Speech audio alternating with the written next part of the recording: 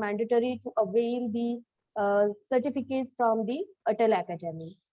So with this announcement, we will start the today's session.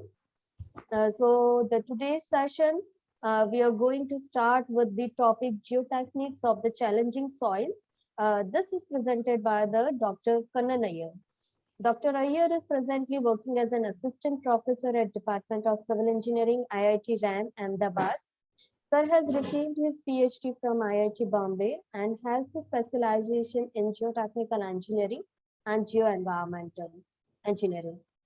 His current areas of research are geotechniques of the challenging soils, development of sustainable material from municipal and the industrial beds for the civil engineering applications, unsaturated soil behaviors, soil structure interaction, and the behavior of pile rock foundation along with the sustainable concrete. So far, Sir has published 15 international journal papers in ASTM, ASCE, Taylor, and Francis, elsewhere, and other reputed journals. Also, 9 international conference papers and 4 book chapters has been published by the Sir.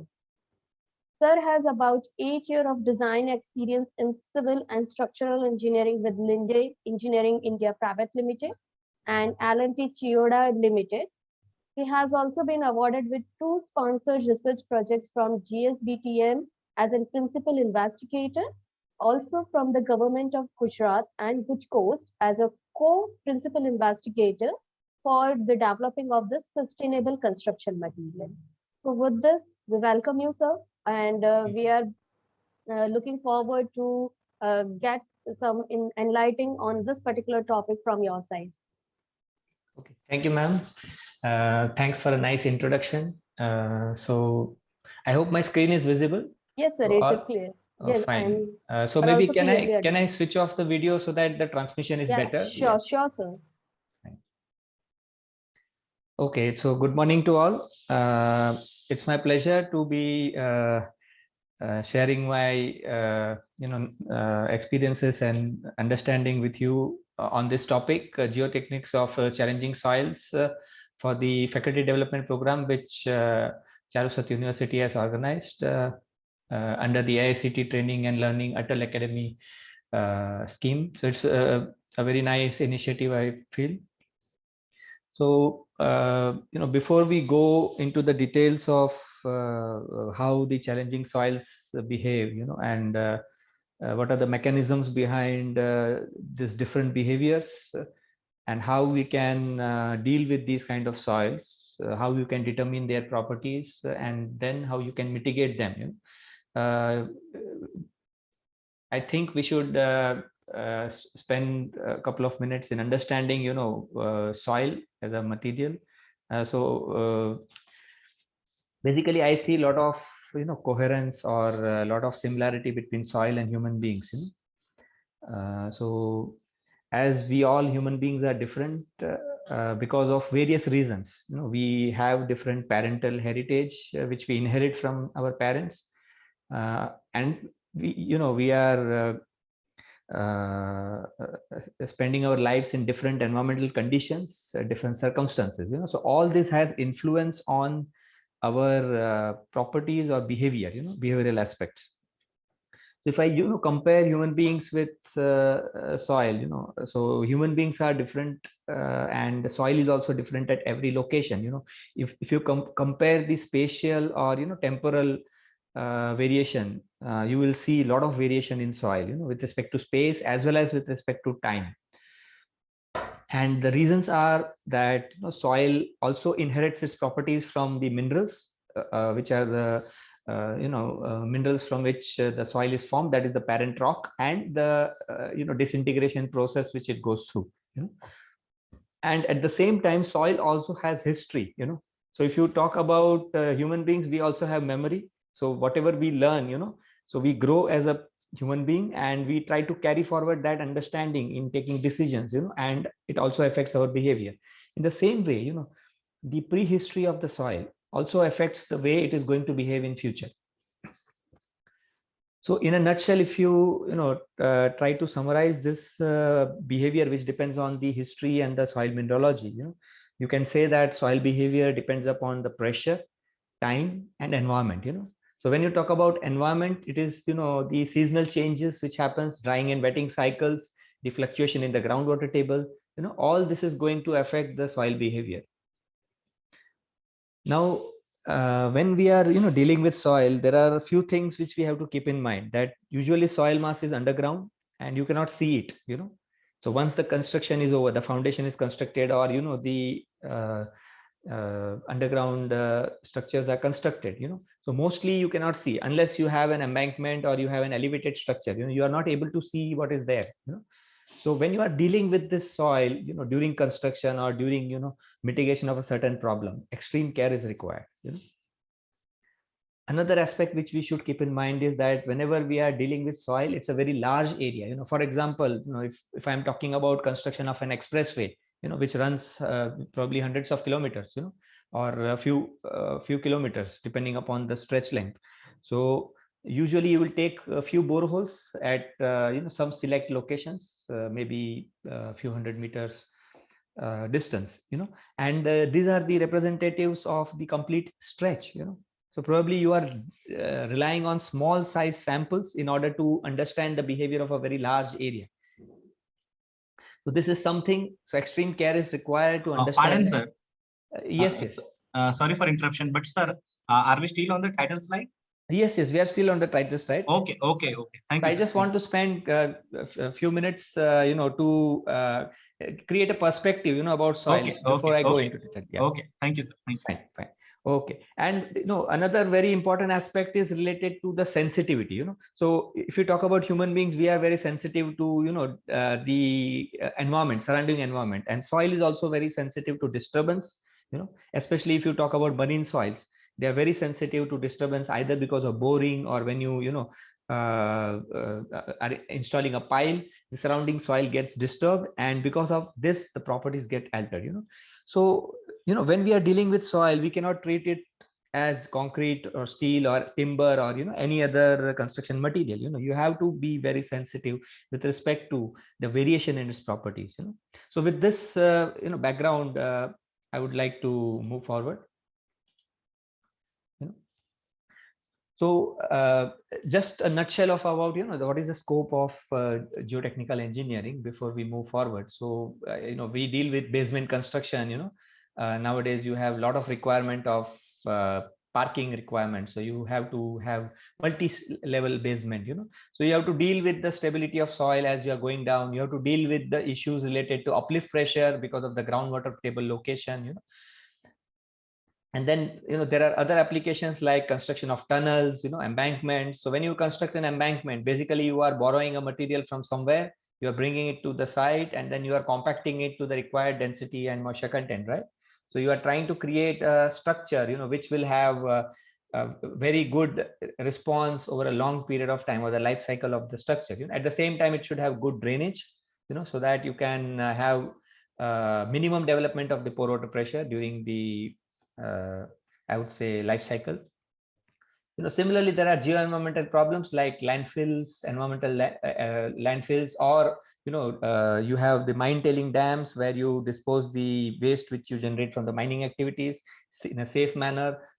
Or you are talking about the dredging, that is the maintenance of the ports for the ship navigation, and reutilization of this material. Or you are talking about the slope stability, in terms of erosion or collapse, that is the slope failures. Or we are talking about ground improvement in different challenging conditions. So there are different I would say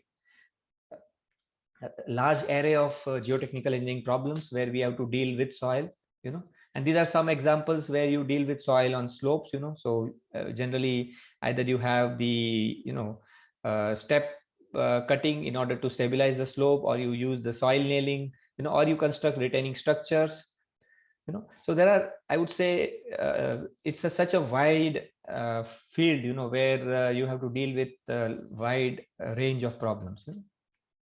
I would just go through few photographs before we actually come across a list of challenging soils. So this is a typical photograph from a landslide in UK, where a seismic event has caused the landslide.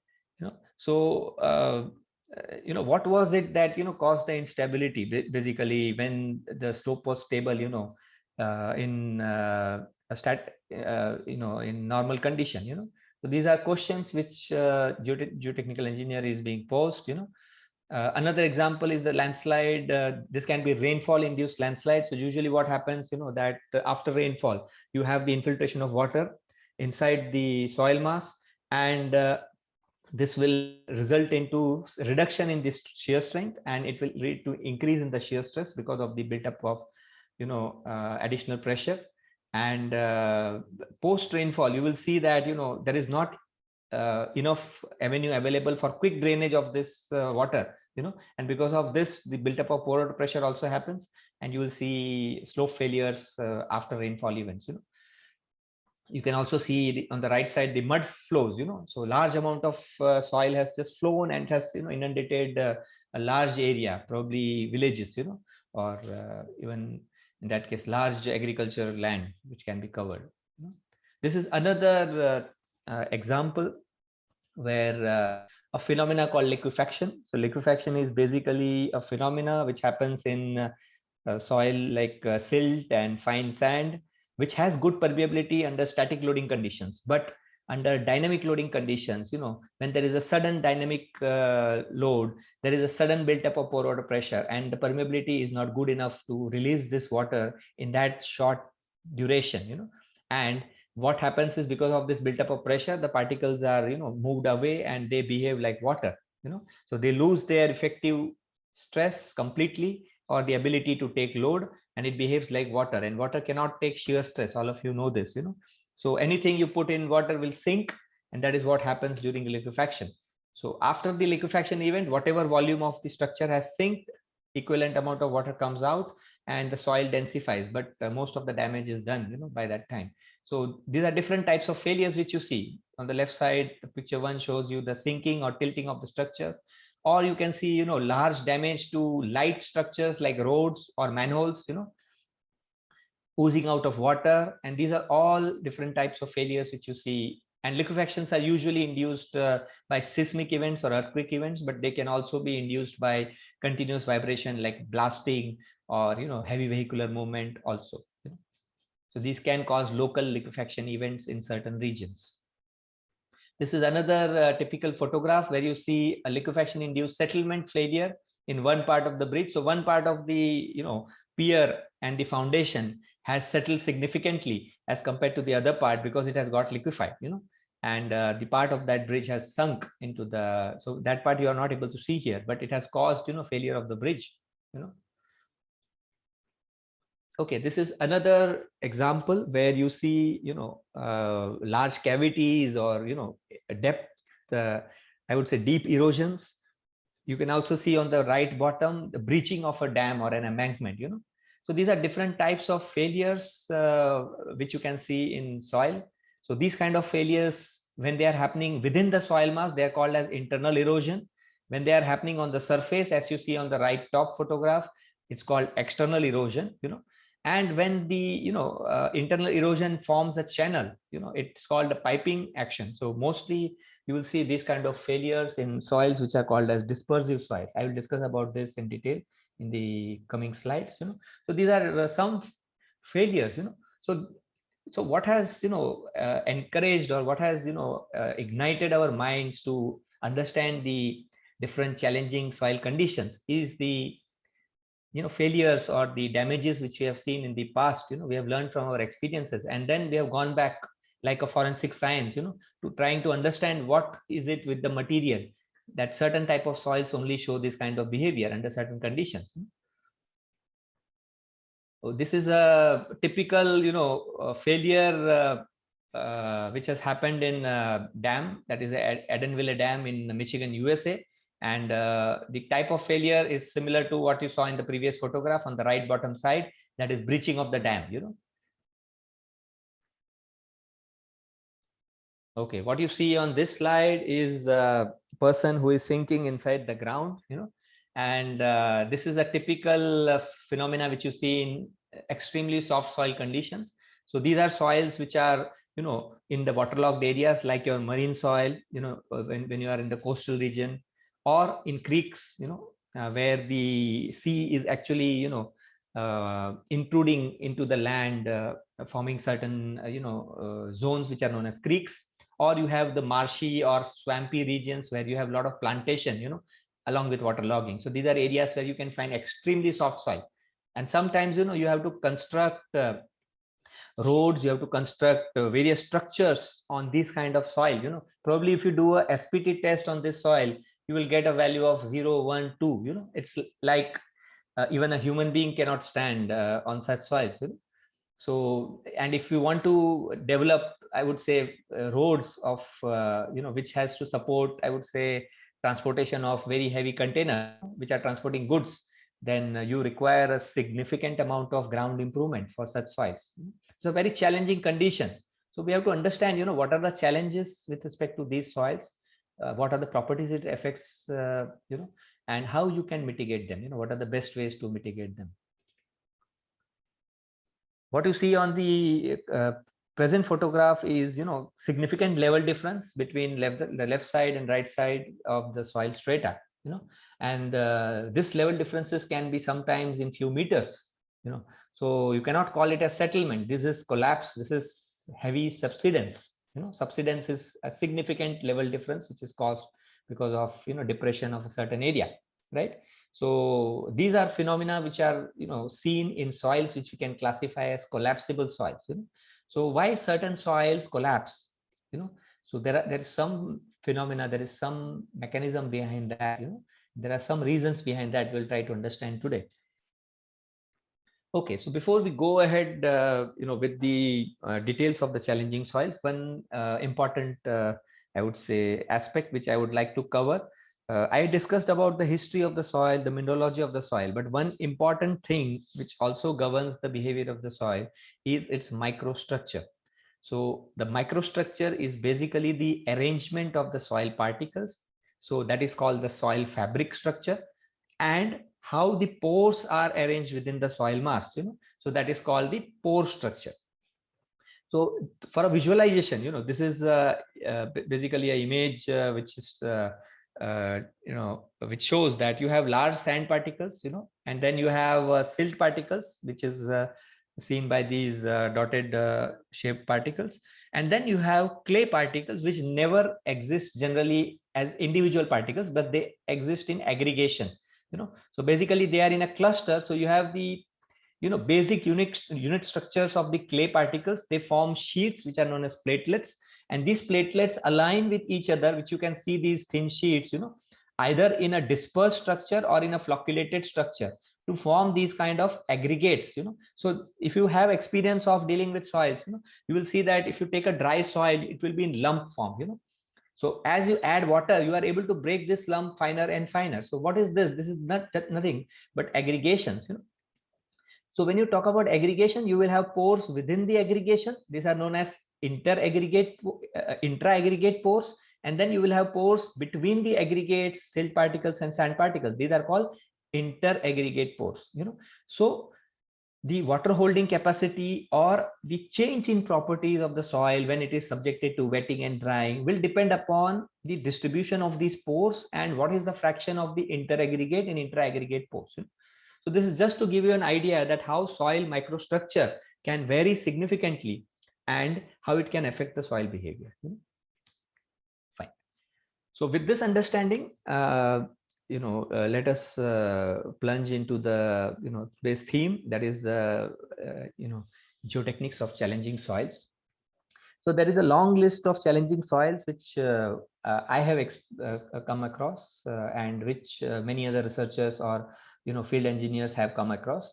So some of them, or I would say the commonly encountered ones I have listed here, like the collapsible soils, dispersive soils, corrosive soils, soft and sensitive soils, expansive soils, liquefiable soils, dredge material, frozen soils.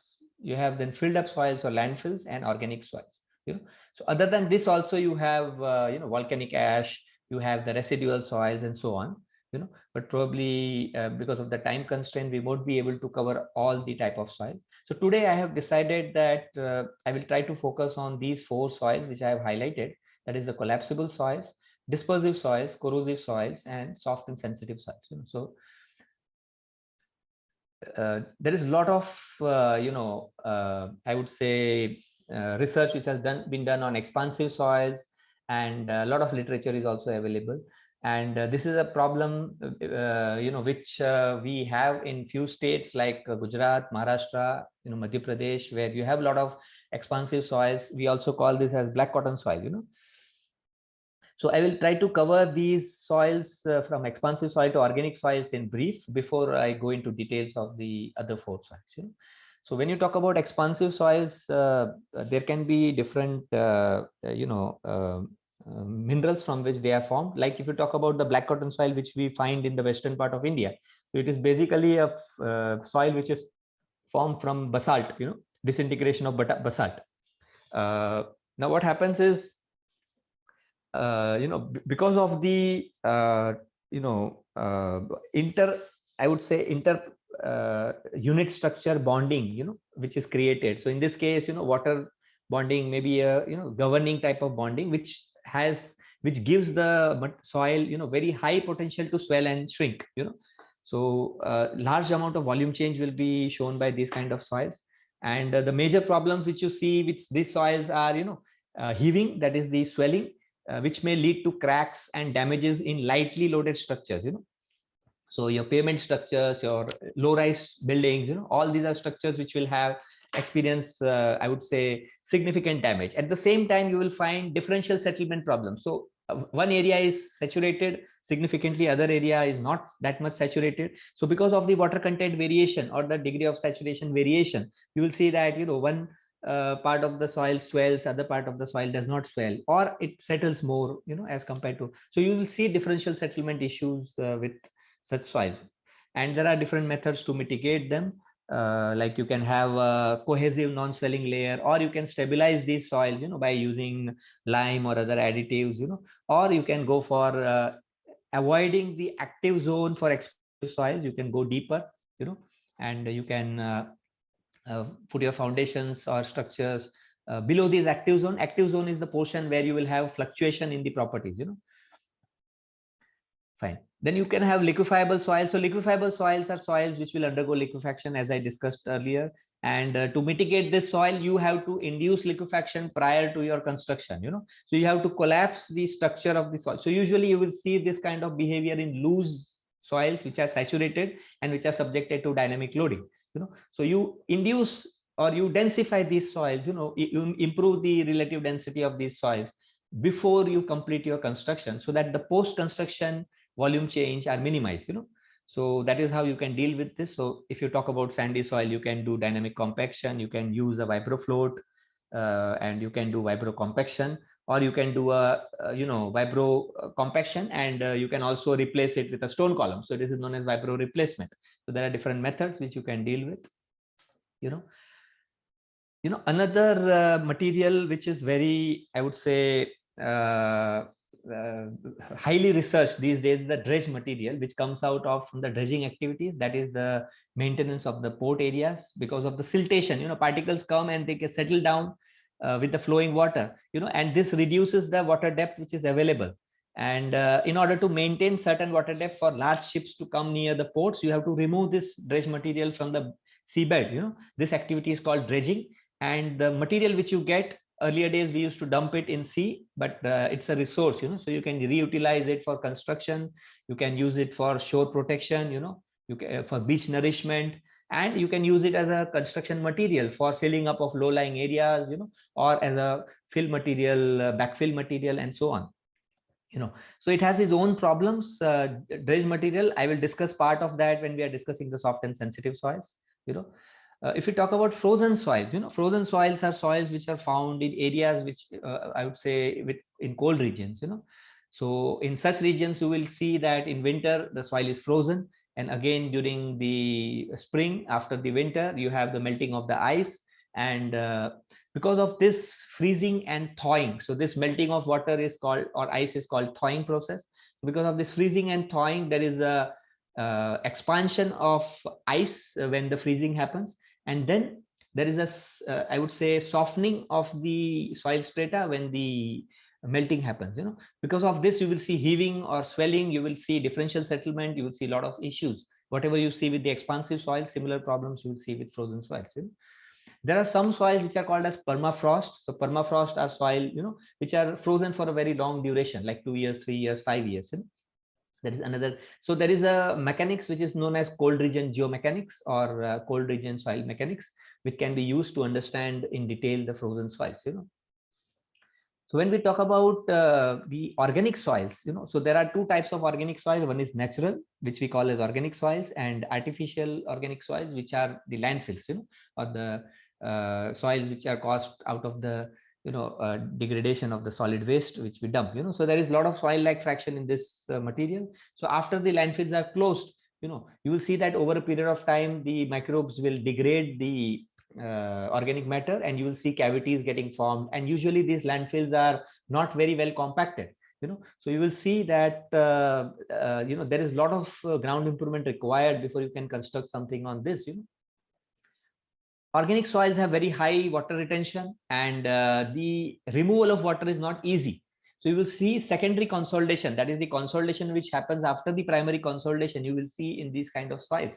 So if you want to do ground improvement, you have to do it in a phased manner. So these are the some, I would have say a very quick overview of these soils, but today, because of the time allotted to me, I would like to focus on a few typical soil behavior, that is the collapsible soils, dispersive soils, corrosive soils, and soft and sensitive soils.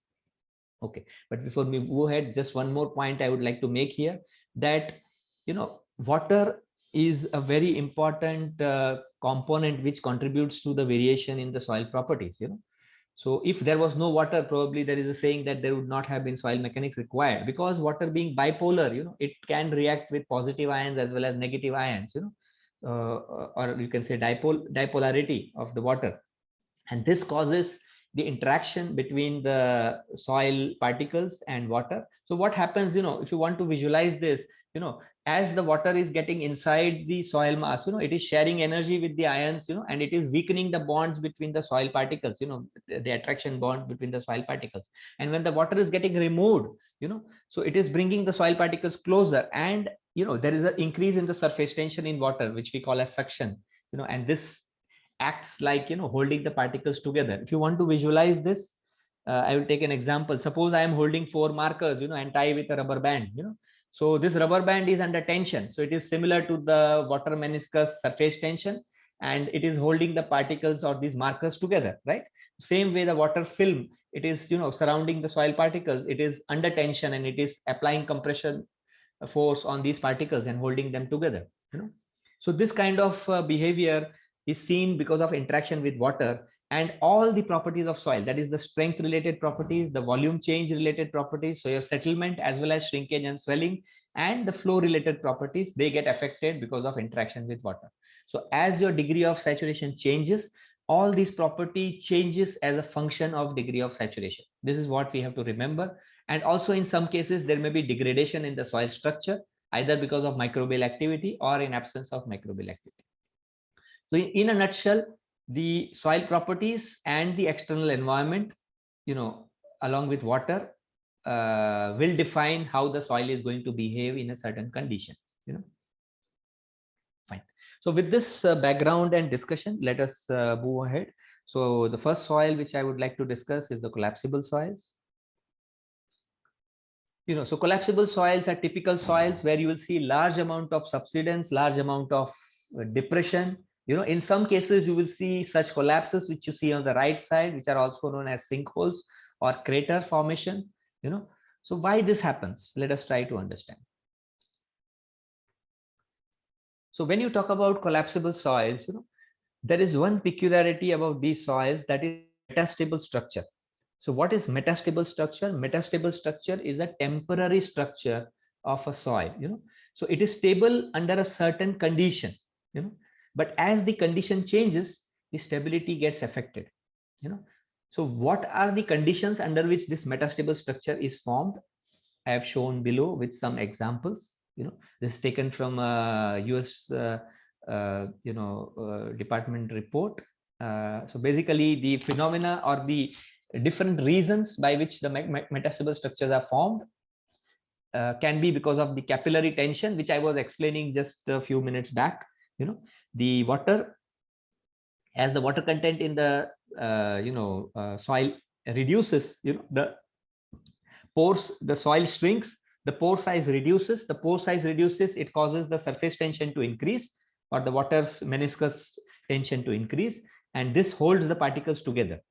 A simple example of this, if you want to visualize, if you go to the beach, and if you are walking on a dry sand, you will see that your leg, as you are moving, your leg will cause a depression of the sand. Now suppose there is a water coming to the shore and then it is going back. So the water has saturated the soil and then it has drained off the excess water. So now your sand is moist. Okay. So in such cases, if you walk on the sand, probably you will not see much depression. So it appears that it has got stronger than the dry sand. Now, as soon as again there is a water flow and the soil is saturated, now you put your feet, so it will go in further, so it will sink further. So what has happened during this mechanism, so during the moist condition, basically the water exists in the meniscus form and it has, applying the capillary tension on the sand particles and holding it together and giving it a pseudo strength or virtual strength, right? So it is able to take more load. So in technical terms, we can say that the effective stress in the soil, that is the stress which is taken by the soil grains, that increases, and sometimes it increases even higher than the actual stress, so the soil can take more load than it could have taken otherwise. Other possibility is that you can have silt grains, that is the finer grains which is filling up the pores, larger pores of the sand grains. So this is a typical, I would say, phenomena where there is a very good interlocking happening within the soil because all the pores are getting filled by the finer particles. Now these particles are not stable. So if these particles get washed away, these cavities are exposed and you can have, a collapse of the structure. So it is not a permanent bonding. It is a bond which depends on the condition. Water is absent or heavy loading is not there, which is not able to disturb this structure. It is stable. As soon as there is a disturbance, the structure gets disturbed. Sometimes you have the aggregated clay bond, that is the clay particles which are sticking around and forming layers of bonding around the sand particles or silt particles, as the case may be. And this can give you a pseudo structure, stable structure or metastable structure, and these clay grains can get removed or washed away and can cause cavities and collapse. Similarly, you can have this buttressing effect of the clay particles, or you can have both clay and sand, silt, both, or you can have bridging, of clay, between the clay lumps or silt particles or sand particles, So this creates kind of a honeycomb structure where there is a large cavity, but the structure is stable because of this bridging effect, But as soon as these bridges are broken, if you apply a heavy load, these bridges can be collapsed and you will see the volume change. That is the closing in of these pores, Another possibility is that you can have cementing agents like calcium carbonate, or other salts which are forming cementation or binding between the particles. And over a period of time, it can happen that, with water, these cementing agents get dissolved and get removed from the system, and that can cause the soil to collapse. So these are all the mechanisms of, which can cause metastability in soils and which can cause collapse if this, bonding gets disturbed. So if you want to identify a collapsible soil, how will you identify? So there are, characteristics that these soils will undergo large volume changes or deformation during wetting or change in loading. So this you can verify by doing a very simple test in the laboratory, which is known as a collapse potential test. Okay. So, but if you want to identify it from, say, a bore log or some data which you have from the field, so you can actually identify the void ratio and unit weight.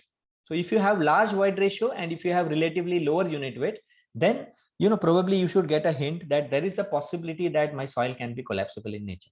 Okay. Then what we have to do is we can check its potential to collapse by performing a simple test, which I will be discussing, which is known as the collapse potential test.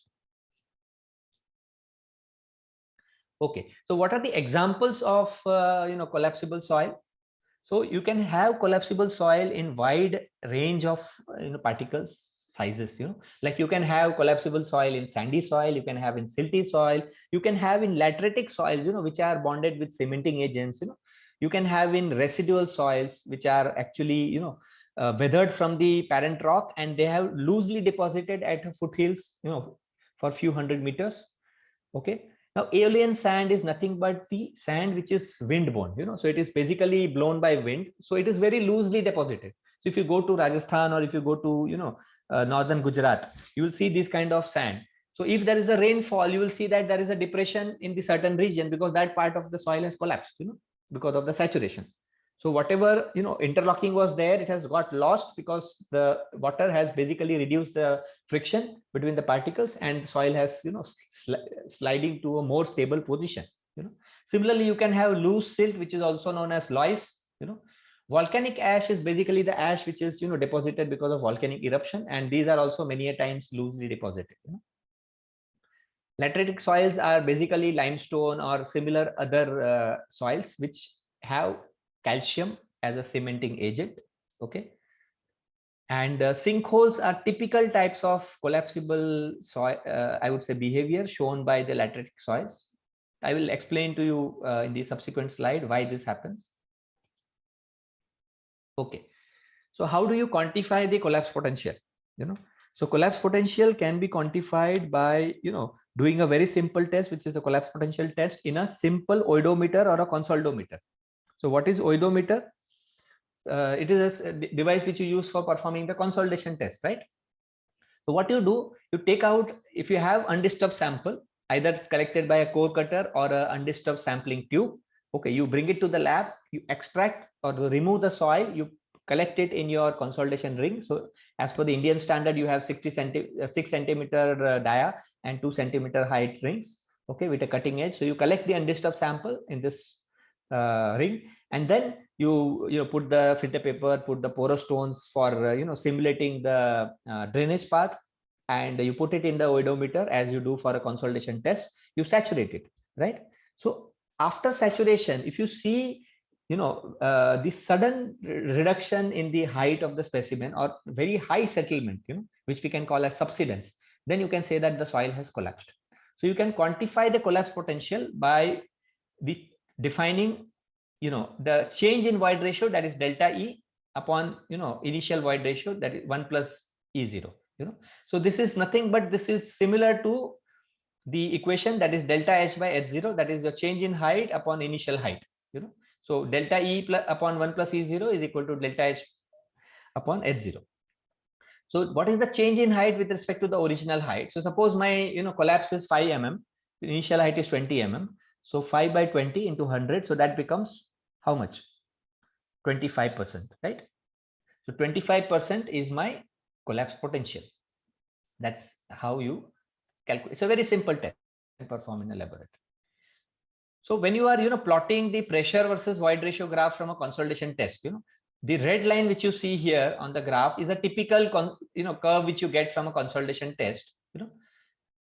And if you see the kind of line which you see, the blue line, so this is a typical indication of a collapse.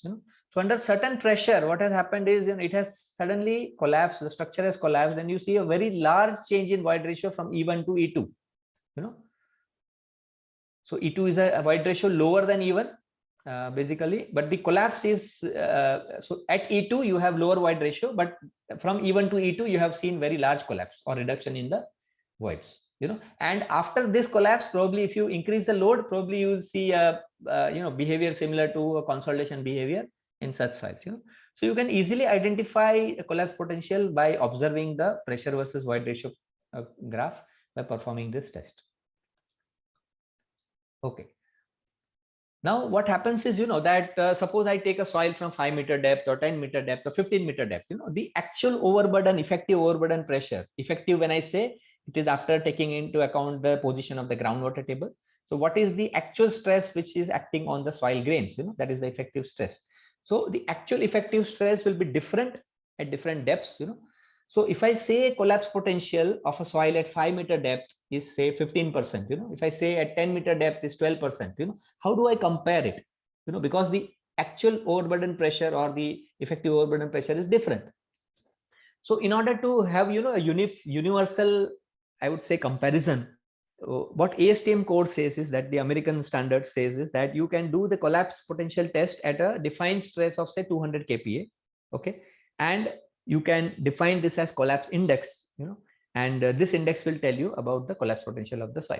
So this will help in, you know, I would say generalization and uniformity in the process, you know, of evaluation of the collapse potential.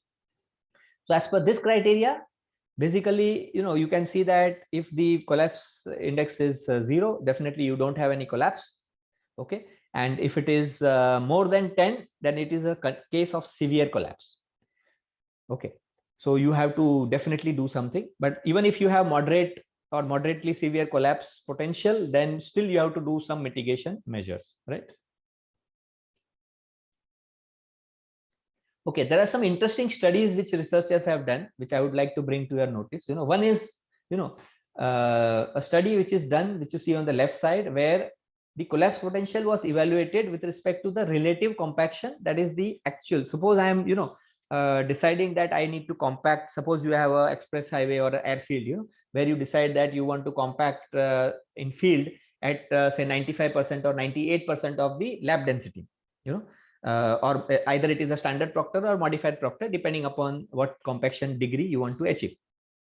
So suppose I talk about expressway or airfield, I would prefer a modified Proctor density because I want to have a more compact strata. You know, if I talk about rural road, probably I can do with a standard Proctor test, right?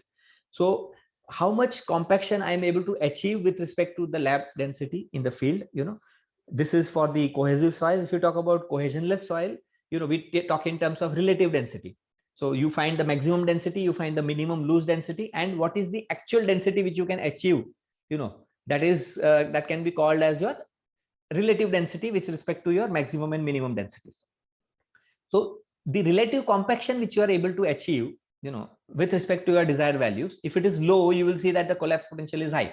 You know, as you converge towards your desired compaction, you know, or the theoretically obtained or the lab obtained compaction, you know, you will see that the degree of compaction collapse potential reduces, you know. Now if I do a compaction in a relatively dry condition, which you see in a, you know, this curve, you know, and if I do in a wet condition, so the collapse potential of a soil compacted on dry side is always going to be higher, because when it gets saturated, it will have tendency to collapse, you know, whereas a saturated soil or a soil with higher moisture content would have undergone collapse, you know, during the compaction process itself, you know. So you have high potential of collapse in you know, soil compacted at lower moisture content as compared to higher moisture content, you know.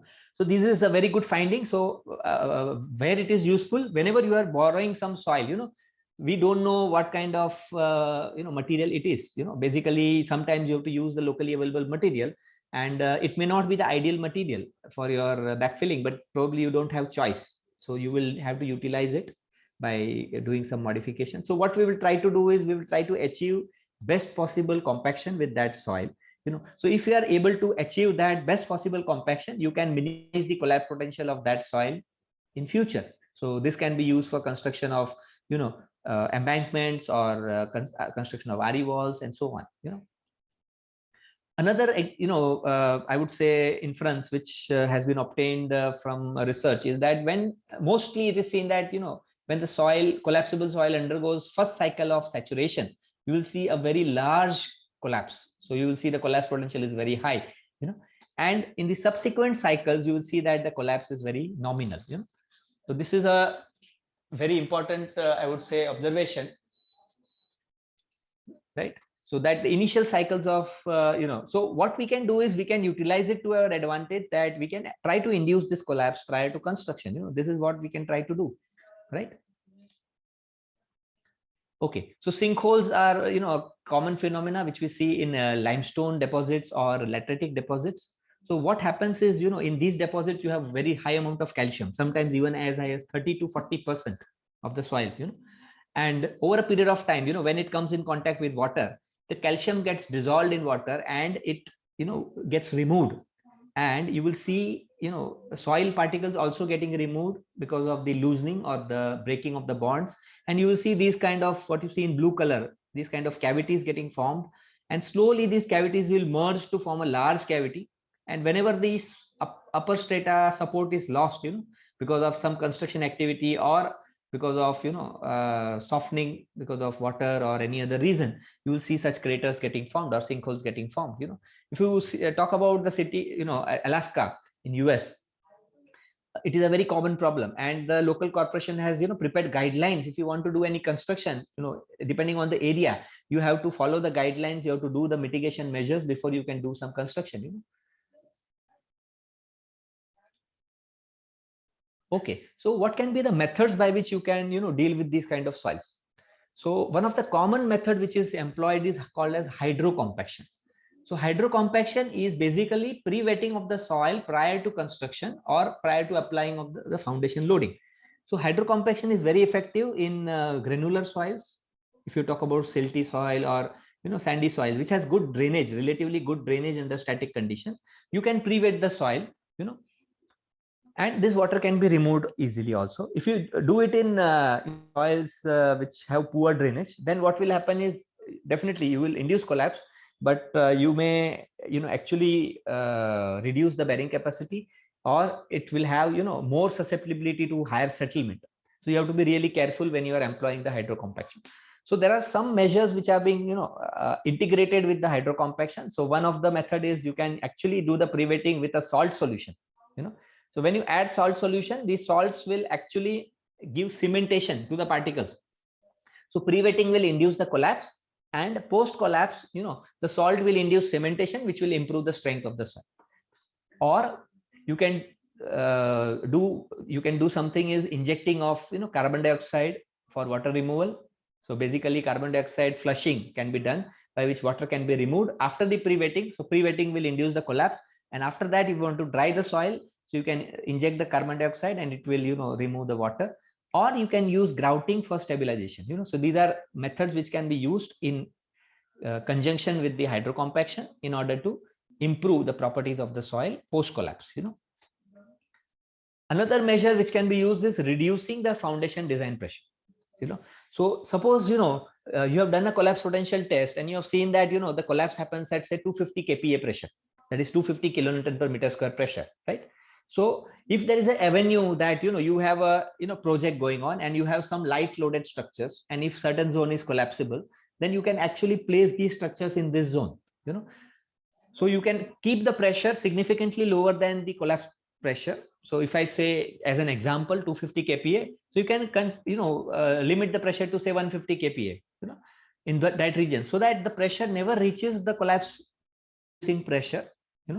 Of course, saturation can cause collapse, and that you can induce prior to construction, right? So by reducing the design pressure wherever possible, I'm sure it will not be possible in all cases, but wherever it is possible, this can be one of the ways to find an economical solution to these kind of scenarios. Another solution could be solidification of the soil. So you can actually basically add admixtures which can help in stabilization of the soil, inducing cementation. So for granular soil, you can use cement or fly ash. For fine grain soils, probably cement may not be workable because of the particle size of cement is larger and it may not be able to intrude the pores. So lime, which is soluble in water, can be used. But if you are mixing the soil with cement and you are using it, probably cement can also work. But if you want to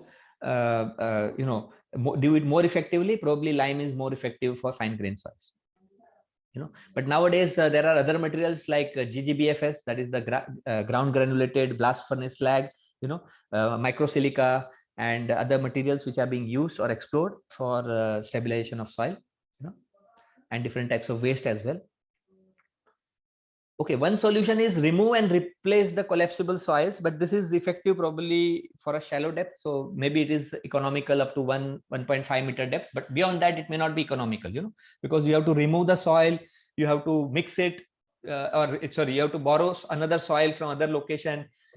You have to backfill this at in layers of 15-20 centimeters, apply rollers, and compacted. So a lot of equipment and labor is involved, so economics also has to be seen. Or you can densify it by different methods, so if I talk about granular soils or cohesionless soils, I can use dynamic compaction, I can use vibro compaction in order to densify these soils. So if you I'm not sure if you know about all of you know about vibro compaction. So in vibro compaction, what we do, we will generally use equipment which is known as a vibro float. So it is having a conical tip, and probably hollow from inside, and you are actually vibrating this vibro float and you are pressing it inside, so it will densify the soil in the surrounding. So whatever volume of vibro float has been inserted, that much volume reduction will happen in the soil. Now when we are withdrawing this vibro float, you can actually fill it with stones, and you can actually keep vibrating it and lifting the vibro float, and this will cause a construction of a stone column in granular soils. So this kind of method is called vibro replacement. So first part is vibro compaction, the second part is vibro replacement. Similarly, if you have cohesive soils, you have to go for preloading, or you have to go for preloading with PVDs, in some cases with vacuum consolidation and so on for ground improvement. Fine. So this was I would say an overview of collapsible soils. Now let us move to the next soil, that is dispersive soil. So in dispersive soil, the typical two types of I would say issues we see is internal erosion and external erosion. External erosion is what you see on the right side, and internal erosion is what you see on the left top or the left bottom. And finally, the internal erosion will lead to what you see on the right bottom, that is the subsidence and collapse. So why this happens, how can we identify this and how can we mitigate this? Let us try to understand. So we have to understand few mechanisms with respect to dispersive soils. So one is called suffusion. So usually what happens is that in some soils, you have larger particles and then you have smaller particles. So basically there is a gap gradation in such soils, or the smaller particles are very loosely bounded to the larger particles. So these particles can be removed easily. So especially you have problems with dispersive soils when you have water pressure.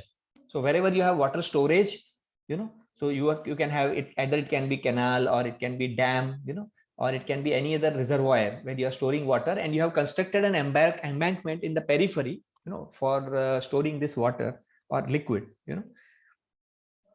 So in such cases, what happens is that, because of the water pressure, you will have flow induced into the soil and these loosely held particles will migrate. So the process of migration of the soil particles through the soil matrix is called suffusion, and finally what will happen at the downstream side, you will have the particles coming out with water and you will see cavities getting formed at that side, and slowly these cavities will migrate towards the upstream side. So this process is called internal erosion. So that is the removal of the soil particles from within the embankment due to suffusion. Okay. So the problem with internal erosion is you cannot see it easily, because it is happening within the structure. So what can be the indications? The indications could be, you can see that, cavities at the downstream end, you can see sand boiling, that is basically the water pressure exceeds the weight of the soil, and you will have the effective stress becoming zero. So you will see it appears as if the soil is boiling, So this kind of phenomena also is an indication that, internal erosion is happening, and what internal erosion can lead to is called piping. So basically you will have the continuity of this eroded part. If it becomes a continuous channel, or a continuous pipe-like formation, then we call the piping action, So it starts from the downstream end and it exits at the upstream end. And finally, it can lead to a breach or a failure of the embankment, So this is the danger. So it has been observed that the soils which are highly dispersive, that means the soil which has very high susceptibility to dispersion or losing of the soil particles and formation of the internal cavities, they have one peculiarity, that they are very rich in sodium. So they have a lot of sodium ions, and sodium is considered to be, you know, one of the weakest bonding ions, right? It has only one positive charge, and it is very weakly bonded to the soil grains, you know. So it has very high affinity to water. So as soon as the water is flowing, it will carry the sodium ions, you know, but it will not flow alone. It takes its friends, that is the soil particles, also along. You know? So it increases the susceptibility of internal erosion significantly, you know, and because of this, you will see accelerated internal erosion, formation of cavities, and finally subsidence. Okay. At the same time, whenever there is a rainfall from outside, you know, so you will see, you know, these kind of external erosion, you know, because the loosely held particles get eroded easily, and this can happen because of a heavy rainfall event. Okay. So, you know, there was a very good video which was available, and I have just tried to dissect this video into a series of images, you know, to just show you the phenomena of dispersion, you know. So basically you can see on the left side, the water is flowing through pressure, you know, and it is coming out on the right side, you know. So right side, if you see, you can see a lot of particles coming out, you know. So if only clear water is coming, you know, this is an indication that there is no internal erosion. But if lot of particles are coming out, you know, it is an indication that a lot of erosion is happening, you know. So as I discussed, you know, the phenomena, you know, what you will see is, you know, internally the particles are getting washed away from the right side, as you see, and slowly the cavities are getting formed. If you see here, you know, in this part on the right side where I am trying to mark, you know, just about the exit point, there is a cavity which is visible. And as this is a two-dimensional picture, already there is a path which has got created within the soil mass, you know, which you can see here also, you know, at the top here you can see, you know. So already a channel has been created, you know. Slowly this channel will widen, you know, and you will be able to see it on the surface. So are you able to see now? So you can see, you know, large cavity getting formed, and it has caused, you know, it has caused depression of the soil which is below, you know. Slowly this cavity is rising, and you can see the effect on the surface. What is happening? Surface is getting subsided, it is getting depressed, you know. So slowly what happens, you can see it will result in failure. So this is a collapse which has happened, you know. This is what exactly happens in a dispersive soil. And finally these kind of things, it happens, you will see breaching of the dam or embankment and water gushing out, and it will inundate large areas on the downstream side. So flooding of those areas, especially if it is a dam, you know, earthen dam. Fine. So these are, you know, some real pictures of storage reservoirs in which you can see, you know, these water emerging out at different points. So these are all the cavities which are formed through internal erosion, and piping action has formed, and water is oozing out, you know. And slowly what will happen, these cavities will get connected because of the continuous erosion, you know, and you will see a sudden failure. This is a typical example of an external erosion of a slope. So you will also see this in coastal areas, beaches, you know, because of loosely formed deposits, you know, or presence of dispersive soils, you know. Fine. So the question comes, how are you going to assess the, you know, dispersiveness of the soil? So suppose you get a doubt, you know, you can perform very simple tests, you know, which are not costly and which will be done in a very short time as well, you know. So these two tests are called crumb test and double hydrometer test, which are very easy to perform. And from these tests, if you find that these two soil is, you know, dispersive in nature, you can go for advanced tests like the pinhole test and the chemical test. So what is a crumb test? In a crumb test, you take a small lump of, you know, soil, put it in a glass petri dish, inundate it with water. You know, you can keep multiple such petri dishes, you know, so as to replicate or reproduce the data, you know, and you observe it with respect to time, you know. So you observe it for a few minutes, you can observe it up to 6 hours, you know, or 8 hours, you know. And if you see that the particles have just disintegrated, but there is no dispersion, then you say that dispersiveness is nil. If it has covered some area, you can call it a slight dispersion. If it has covered large area, with diluted dispersion in the periphery, you can call it as moderate dispersion. And if it is covering almost like 60-70% of the area, so you can call it as severe dispersion. So this is a qualitative index of identification of the dispersive soil. So you can qualitatively say the degree of dispersivity of the soil. Another simple test which you can do is the double hydrometer test. So what is double hydrometer test? Double hydrometer test is a test in which you do a standard hydrometer test and you do a second hydrometer test where you will not use a dispersion agent, nor you will use the agitation during the performance of the sample for hydrometer test. So what we do in a standard hydrometer test, we will take soil about 50 gram passing 75 micron. Okay, we will soak it in a dispersion agent. So it is generally sodium hexametaphosphate, or sometimes we mix sodium hydroxide with it, that is called as Calgon. So this is a typical or commonly used dispersion agent. The idea of using the dispersion agent is you break down the soil structure into individual particles, so that when you do the sedimentation analysis using a hydrometer, the particles will settle individually and you will get the true particle size. It is not settling as a lump. So you want to break down all these lumps to give individuality to the particles. So you require something which will disperse, which will repulse the particles, which will reduce the attraction. So dispersion agent does this job.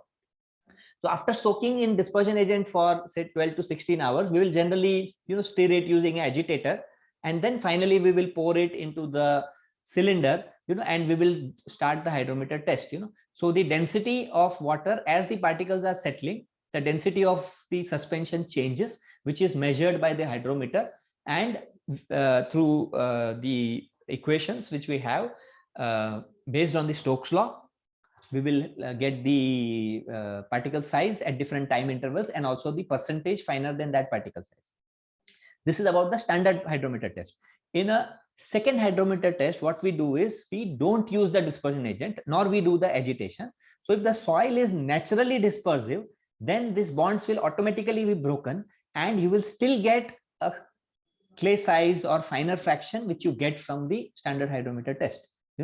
So we do the test in a similar way, but without, we will just soak it in water. We will just mix it with manual stirring, and we will pour it in the cylinder, and we will perform the hydrometer test same way, without using dispersion agent, without any agitation for mixing. Now, if we compare the particle size distribution curve, that is the particle size on log scale and percentage finer. So you will see two curves here. One is the curve A, which is without a dispersion agent or without any strong agitation. And the second one is B, that is your standard hydrometer test.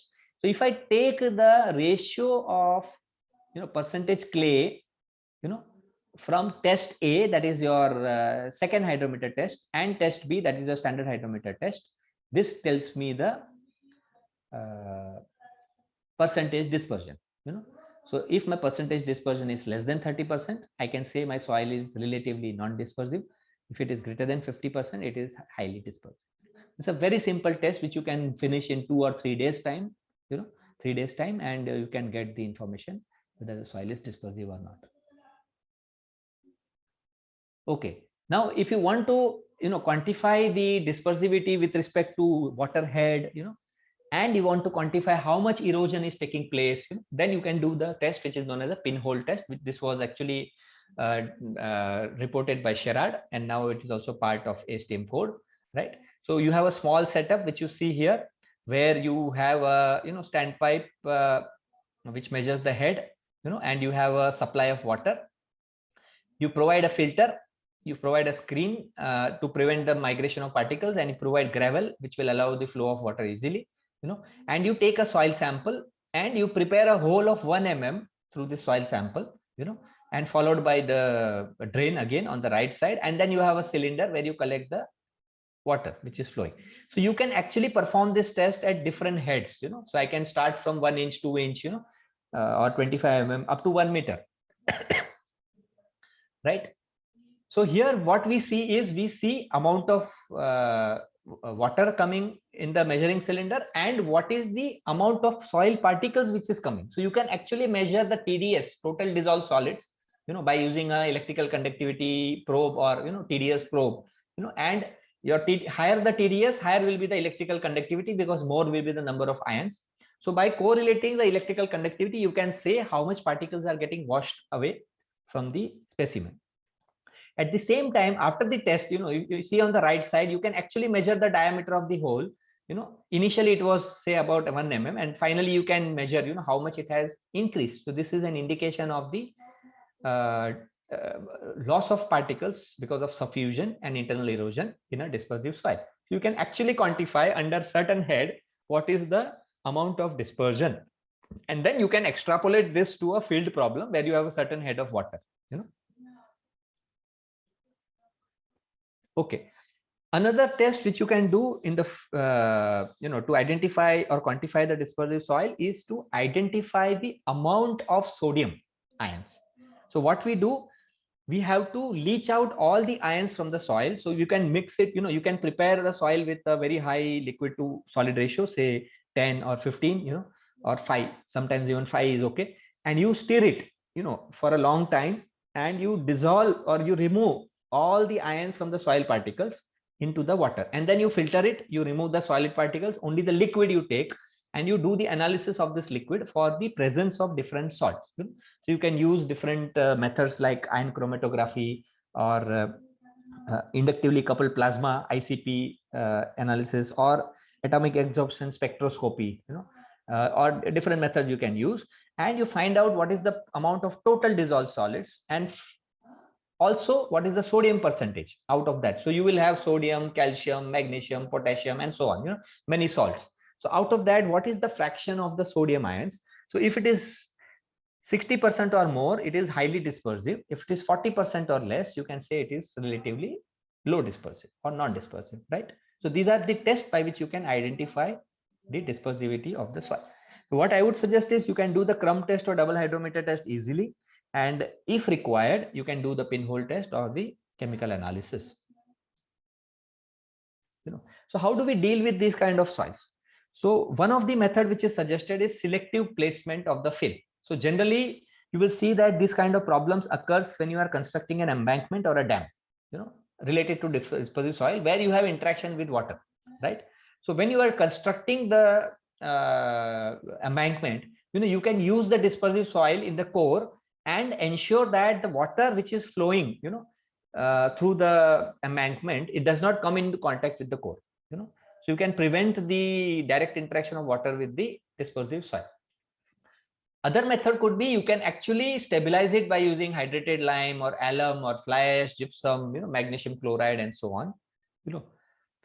Another method could be you can use chimney filters. So by using filter, what you do, you actually accelerate the water drainage. So as soon as water reaches the filter, the water will simply flow away faster because of very high permeability of these filters. So this is a typical example of a chimney filter. So basically you have the water flow. So you will have the phreatic line or the free water surface inside the embankment. And as soon as the water reaches here, it will quickly move here and drain out. So this part of the soil will not get saturated and water will not reach here. So there is no erosion happening, right? So because of this, you can minimize the effect of, water on the dispersive soil. Another method could be you can create a chemically treated blanket on the upstream side so that the water permeability itself or water percolation itself is very low. Okay. And you can provide a sand blanket. So even if there is some percolation, the water drains out quickly from this zone, and the dispersive soil is protected. So in this case, you can use non-dispersive soil in the core because sometimes, you have to use the core as a shear key in order to anchor the dam or the embankment with the foundation so that the horizontal force will not be able to fail the dam or the structure. So if you want to have shear key, you require non-dispersive soil to be used here. So you can use dispersive soil in the intermediate zone, and the outer core or the outer zone, you can have a chemically treated blanket. Fine. So the third type of soil which I would like to discuss is the corrosive soils.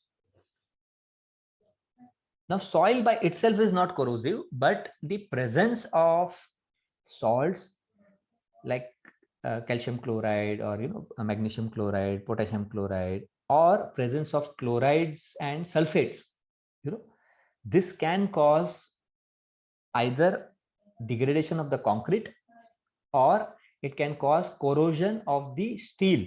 So either it is the steel inside concrete or the steel elements like underground tanks, or you can have steel piles, or pipes which are laid. So all this can get corroded. So it is the effect of the pore fluid characteristics and the presence of ions inside the soil on the corrosion potential of the soil. So we can call the soils which have high corrosion potential as corrosive soils. So these are some typical photographs where you can see reddish formations which are indication of corrosion of metals. What is the process of corrosion? So corrosion is a process which you can define by which in the presence of air and water there is a metal which gets oxidized and it gets converted to oxides. So basically what happens is you have the metals which are actually losing electrons, and these electrons get reacted with oxygen to form oxides, and these oxides when get formed, they are very weak and they get debonded from the metal. So that is what we see as the peeling off of the metals during the corrosion process.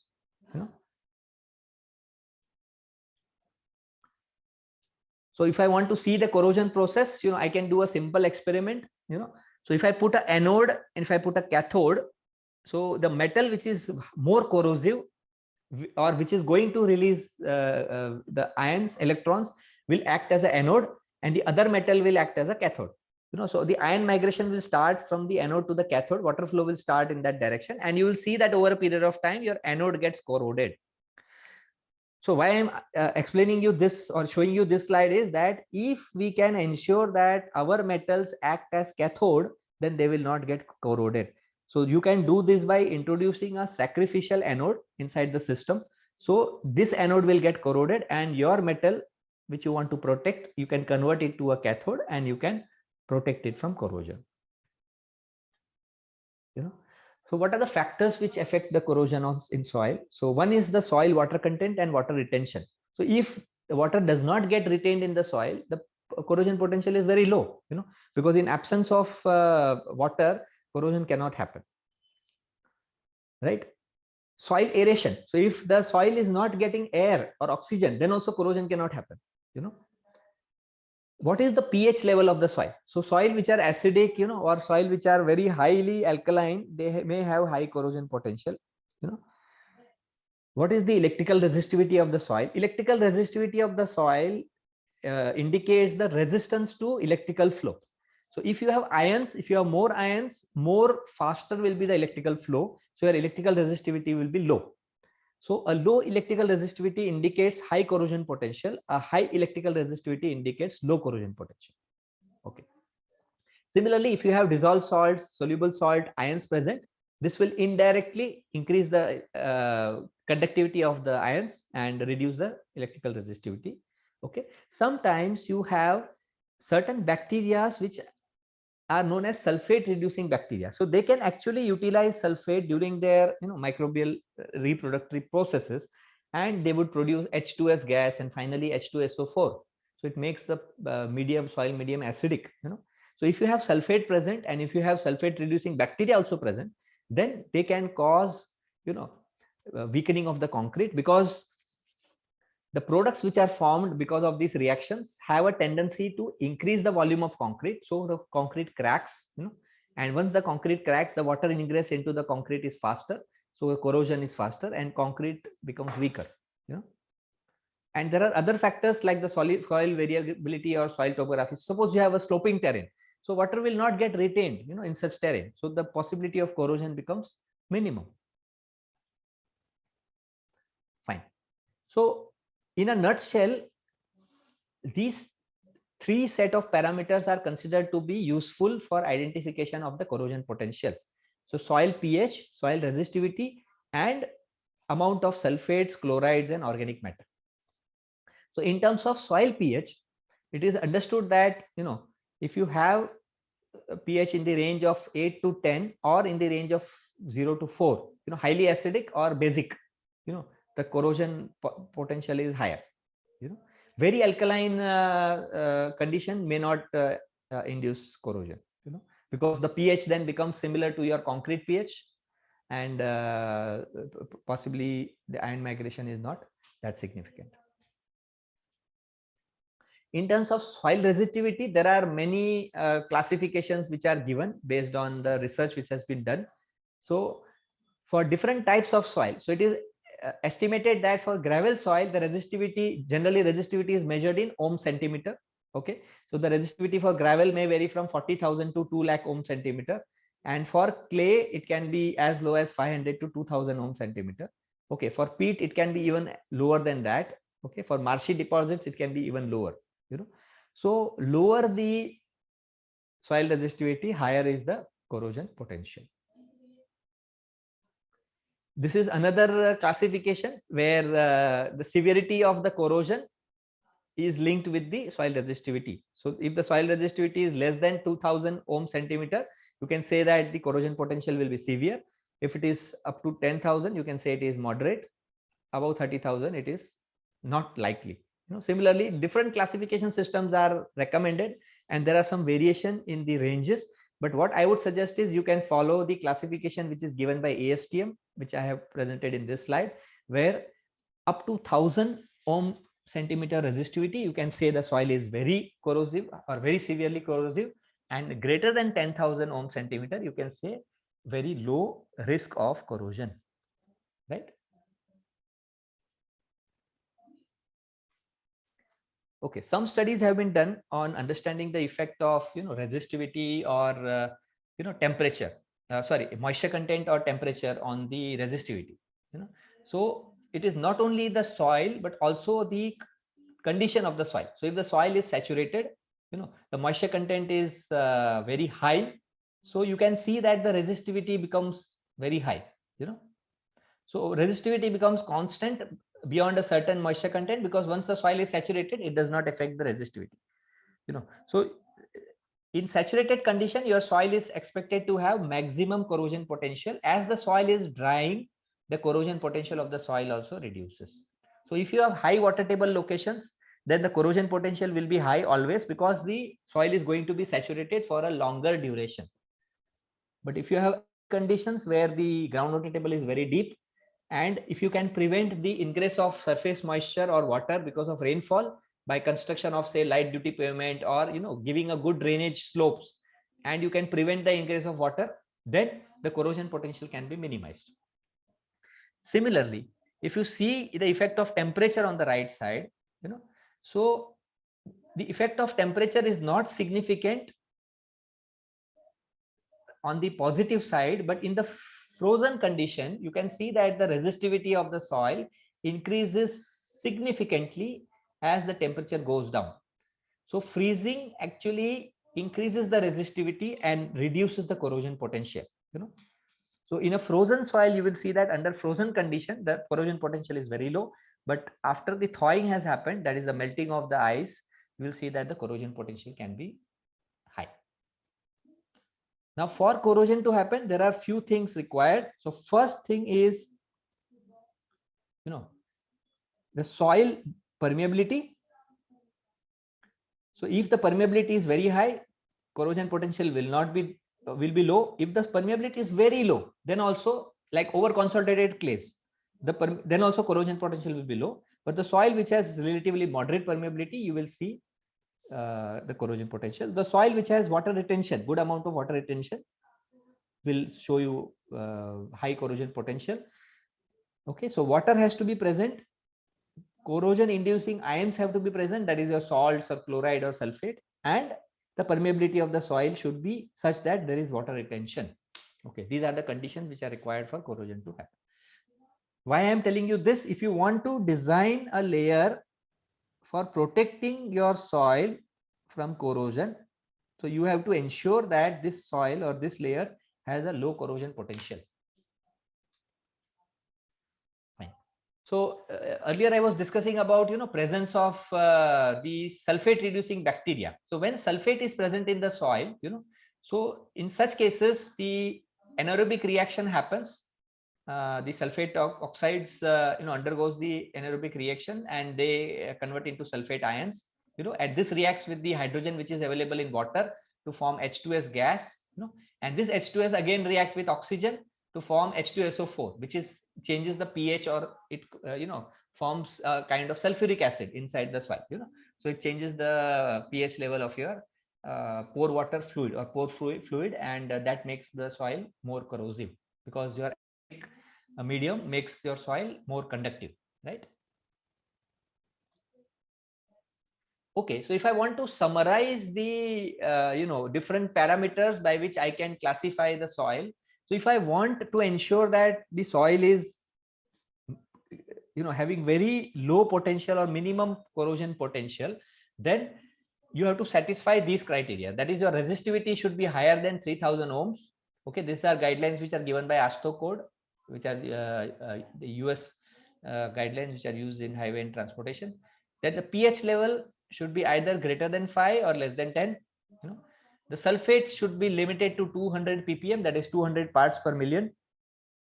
Chloride should be limited to 100 ppm, and organic content should be at max 1. Now, why organic content is important? Because especially when we talk about sulfate reducing bacteria and such phenomena, of degradation of the sulfate or the reduction of sulfate, if the organic matter is present, it will act as a food for this bacteria. They will be able to grow faster and the sulfate reduction process will be accelerated.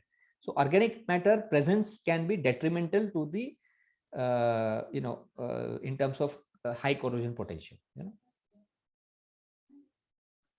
Okay, this is another chart which is provided by one of the companies which produces steel foundations. So it can be steel file or grillage foundation and so on.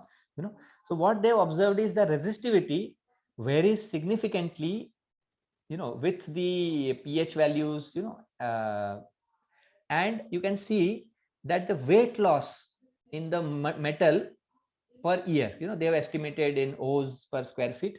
That is the units which they use in US. So it increases with the change in pH level, and depending on the resistivity, right? So if you are having if you are in this zone, probably the corrosion is unlikely.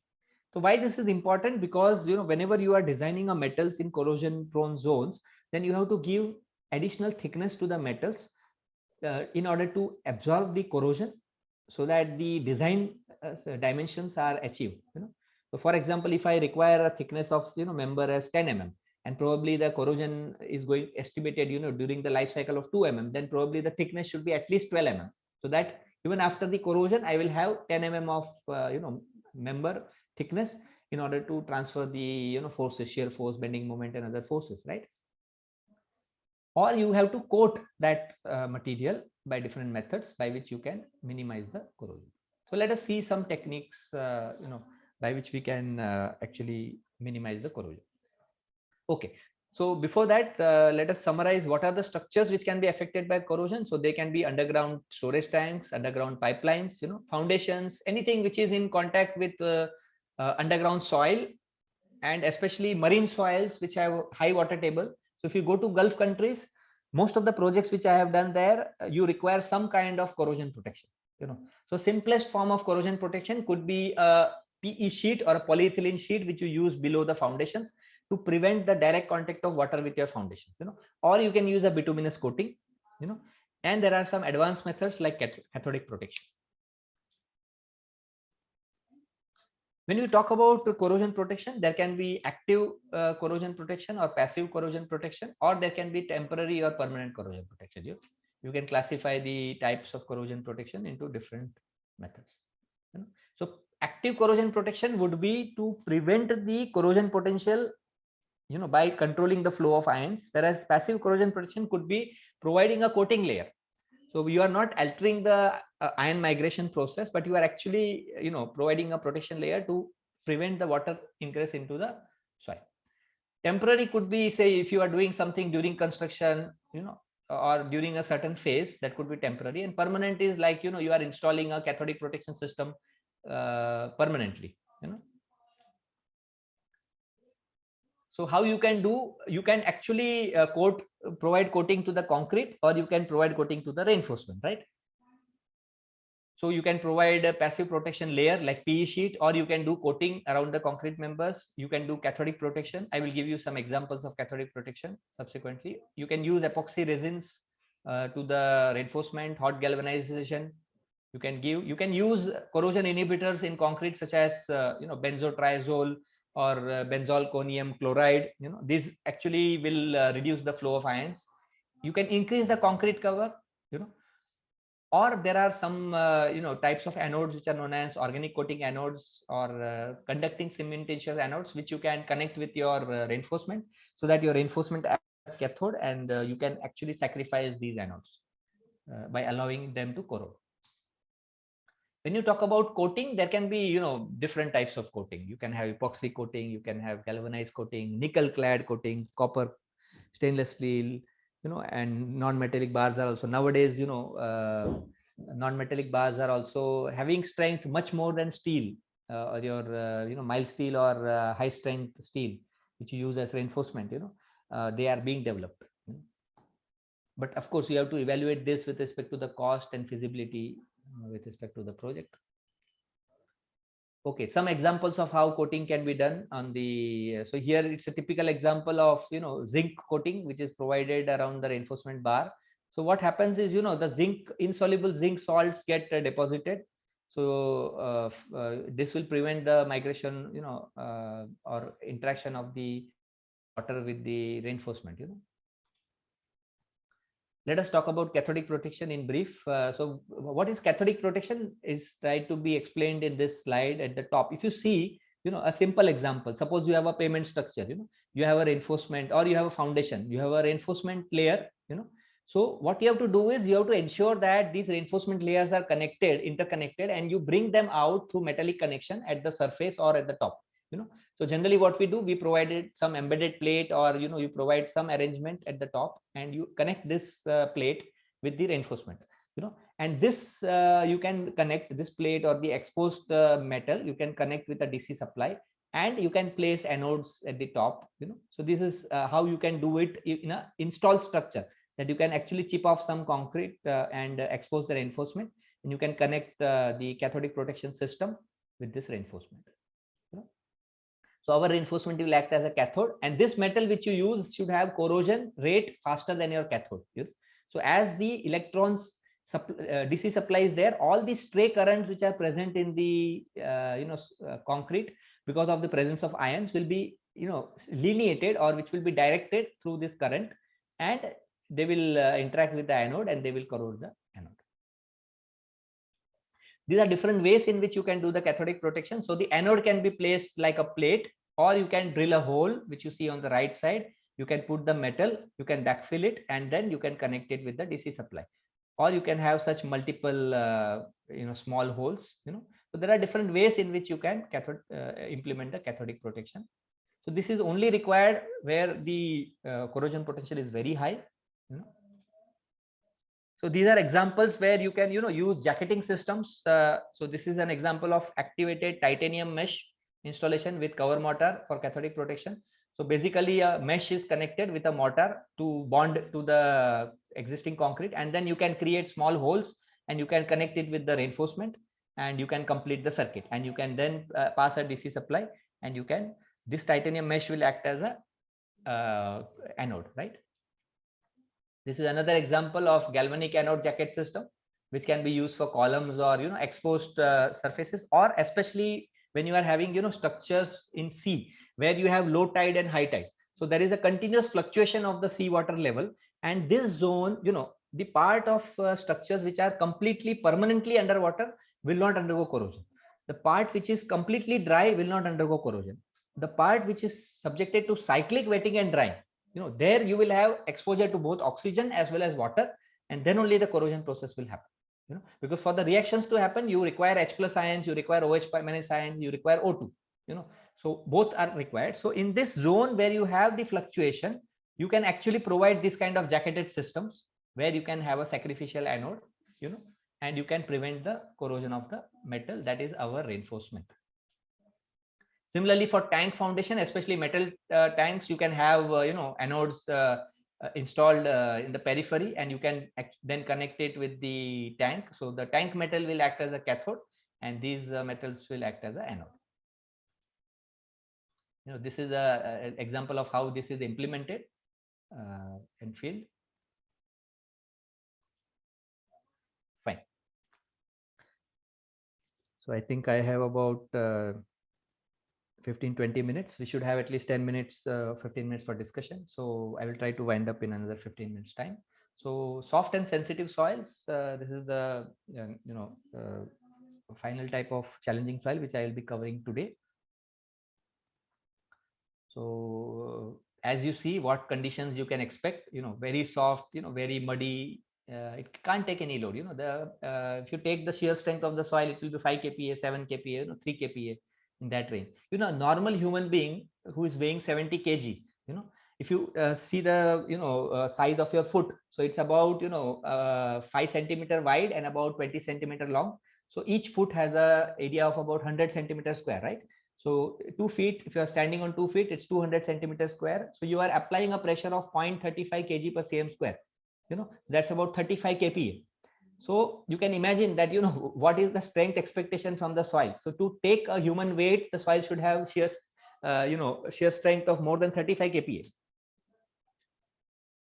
Fine. So where do you find soft soils? You will find it in marine areas. You will find it in, the dredge soil which you get. It will be very soft in nature. All the inundated areas where you have waterlogging, marshy areas, creeks, swamps, etc. And what are the challenges with soft soil? Soft soils are likely to have variable thickness. So at different locations you can have different thickness because they are formed out of erosion of the land along with the rainwater, and then when the water comes into the sea, the particles get sedimented because of their weight, and they get consolidated because of the particles depositing on the top. So this process is known as self consolidation. So you can have variation in the thickness because of this natural process. Then long-term consolidation and creep of soft soil is a concern because you will have very high amount of settlement in such soils, and you can have settlement induced because of reorientation of the particles with time. This is known as a creep. So under static loading, you can have reorientation of the particles as the particles are trying to reorient into a more stable position, and you can have this kind of settlement because of creep effect. Now suppose you want to reclaim a sea area. That means you want to fill it with soil, and then you have to make land out of it. So you have to raise the land soil by filling in water. So that means you are putting additional load on the soil which itself cannot take its weight. Now you are putting additional load on such soil. So this is again a challenge, because when you are doing the reclamation process over salt soil, what is going to be the strength gain with time because of this loading, and ground improvement measures is something which is very important to understand. So we have to ensure that we densify or compact the reclaimed materials and induce the settlement. See, settlement is going to happen under a certain pressure. A saturated soil will, experience development of pore water pressure. And as this water is draining out from the soil, the pressure which was carried by the pore water will be transferred to the soil grains, and you will have increase in the effective stress, and the soil will experience settlement or volume reduction equal to the amount of water which has got expelled. Now this process is going to happen unless you have cementation in the soil. So if we want to safeguard our structures which we built on soil, we have to induce this settlement prior to construction. So we have to accelerate the rate of settlement. So whatever ground measurement you do is the process of accelerating the removal of water so that the soil becomes more compact, and the shear strength increases with time quickly, and we want to achieve it as soon as possible. Now clays are known to consolidate for months and years together. So we want to finish it in few weeks time, or few months time. That is what our aim is. One very important attribute of a soft soil is it is very sensitive usually. So whenever you do an excavation or boring or piling, it reduces the strength of the soil significantly. Now why this happens? So I will just give you an example. Whenever you are going to give some amount of vibration or kind of dynamic effect, loading effect to the soil, the soil is fully saturated. Now there is a sudden increase in the pore water pressure in this soil, but this water cannot be drained out in such a short time. So what happens is the effective stress of the soil goes down. It behaves like a water, so it undergoes partial liquefaction and it becomes unable to take the load. So suppose I drive a pile and I try to test it immediately, I will find that the capacity of the pile is maybe 20% of what you have a theoretical capacity, or 30%. But if you allow it to stay there for some time, the pore water pressure will get dissipated as the water is getting drained out, and there will be a regain of strength, at least 60, 70, 80% of the initial strength. And this process is known as thixotropy. That is the ability of the soil to regain its lost strength due to disturbance. But sensitivity tells you how much strength is going to get lost. So when we deal with soft soils, we have to ask this question: what is going to be the bearing capacity of the soft soil, and how much is that we expect or desire? What is the total settlement? What is going to be the expected differential settlement? What about stability of the slopes and the soil? Even if you want to do an investigation on such soils, you have to create a working platform.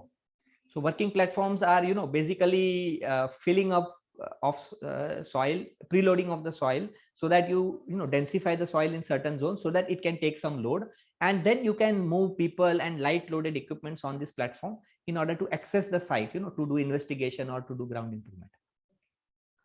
What is the performance under seismic loading, and how much is the time required, cost and method? What are the methods you can use for treating the soft soil? These are all questions which a geotechnical engineer has to deal with when dealing with the soft soils. Okay, so how do we define sensitivity? So sensitivity is defined as the ratio of undisturbed shear strength of the soil. Generally, it happens in clays, or soils with high clay content, to its remolded shear strength. Okay. So after disturbance, what is the shear strength? If you compare with the shear strength before disturbance, if you take the ratio of undisturbed soil and remolded or disturbed soil, this ratio is called the sensitivity. So if sensitivity is 1, that means there is no disturbance effect. The sensitivity is more than 1, that means there is a disturbance effect, right? So if the sensitivity becomes sometimes more than 30, then the clay can go into a condition which is known as a quick clay condition. That is, the shear strength is almost 0. So this is as good as your liquefaction in fine sand or silty soil. So if you dive a pile in saturated silt, it can liquefy, because silt can also show this kind of behavior similar to liquefaction. Okay. And cyclic loading, suppose you are applying a cyclic loading, that can also lead to gradual reduction of the clay shear strength, and it can lead to softening of the clays, or reduction of the strength of the clays in a gradual or cyclic manner. So there are different classification systems which have given different ranges to say, whether the soil is insensitive, or when you say quick clays, that means very, very highly sensitive, so it can undergo liquefaction, that kind of clays. So generally it is accepted that a sensitivity of more than 8, you can call the soil or consider the soil to be highly sensitive.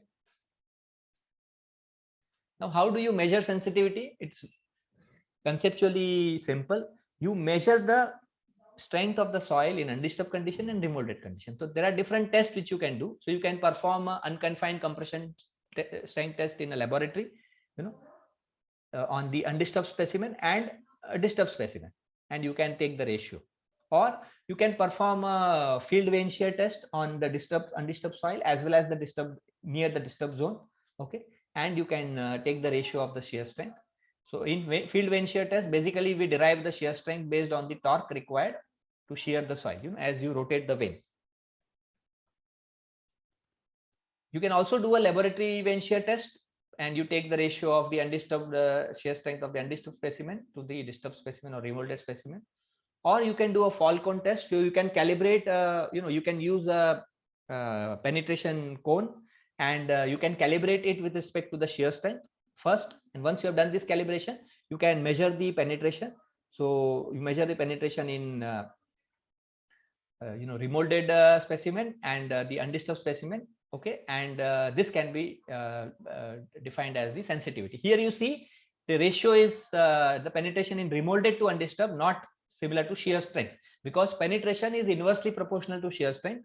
So in remolded clays, you will have high penetration as compared to the undisturbed specimen. So you will have higher penetration in remolded specimen. So your sensitivity can be defined as the penetration in remolded soil as compared to the undisturbed soil. Similarly, you can also do a field cone penetration test, and based on this correlation, which is recommended by researchers, you can actually find the sensitivity. So sensitivity can be defined from a factor NS, which is suggested by different researchers, as a correlation factor between sensitivity and the friction ratio. So in cone penetration test, what happens is that, we have a cone which is actually hydraulically driven from a vehicle, in a slow manner, and you measure the tip resistance and you measure the side resistance. Okay, and the ratio of the sleeve resistance to the tip resistance is known as the friction ratio. So this friction ratio, once you calculate, you can calculate the sensitivity. So we can actually use local correlations. We should try to develop for this kind of correlation, because these correlations may be developed on a certain type of soil under certain conditions, and it may have different correlation with the friction ratio. So that's why you can see that different researchers have recommended different values of NS based on the correlation which they obtained. So we have to be careful while using these kind of correlations. Advantage of CPT test is also it helps in classification of the soil. So you can get the tip resistance, you can get the sleeve resistance, you can get the friction ratio. So friction ratio is used to as a parameter to classify the soil, and you can use a normalized cone resistance. So normalization is the process of eliminating the effect of overburden pressure, and you can actually divide or identify the soil qualitatively, because what happens is when you perform a SPT test, standard penetration test, it is a hollow tube. So when you do the test, you also get soil sample. So you can bring this soil sample to the lab and you can do the testing. In a cone penetration test, it is a solid cone, so you don't get soil sample. So this is an indirect way of doing the soil classification. And if you want to verify it, what you can do is, when you do CPT test at some location, you can also do some boreholes and you can take out some samples and you can verify. You can also get pore water pressure by using piezo cones. Piezo cones are basically CPT cones which have ability to measure the pore water pressure also. Fine. So I'll try to conclude quickly. So the different techniques which can be used for improvement of the soft soils. So sand drains have been historically used. Okay. Then stone columns. But if you have very soft soft soils, you cannot use stone columns. So you have to use, neither you can use sand drains. You have to use encased sand drains, or you have to use encased stone columns. We can use prefabricated vertical drains with surcharge. We can add vacuum consolidation, or we can use electro-osmotic consolidation. Different techniques can be used. I've just tried to put them in pictorial form. So this is a typical sand drain. So you have boreholes and you have filled with sand. You have a top sand blanket, and then these sand drains act as a drainage path. So your water gets squeezed out vertically also and horizontally also. Now in many soils, the horizontal permeability is higher. So water will reach faster to the sand drains. It will fill up the sand drains. When it gets filled up, it will get collected in the blanket. And then by gravity, you can actually remove it. And preloading helps in exerting pressure to accelerate the movement of water. So because of the preloading, you can have faster drainage and faster removal of the water, and that will accelerate the process of consolidation. Same way, what you can use, as I told earlier, you can use a vibrofloat, which is a hollow tube which a vibration. You can drive this tube, you can densify the soil. While you are withdrawing the vibrofloat, you can fill it with column. You can keep on vibrating and you can form these kind of columns. Now what happens is, in stone columns, the lateral confining pressure is important to keep the shape of the stone column. So if your soil is very soft, you will see that the stone column has got bulged or collapsed, and it can lead to the failure of the stone columns. So only stone column may not work in soft soils. So what we have to do is we have to give it some form of confinement. So nowadays you have geosynthetic, membranes which can be used. So geotextile can be used, with certain stiffness, or certain tensile strength. So you can install these kind of tubes by using mandrels, which you see in this photograph, and you can see how it is installed, and then you can fill it with stones and you can compact it. So you can form a stone column which is encased. So this encasement will ensure that the bulging of the stone column is limited because of the tensile strength of the encasement.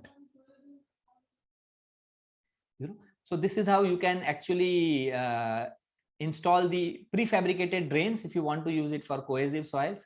So the drains are basically, if you see, it's a oval shaped tubes which are actually geotextile, and you have channels inside, which you see in the lower photograph.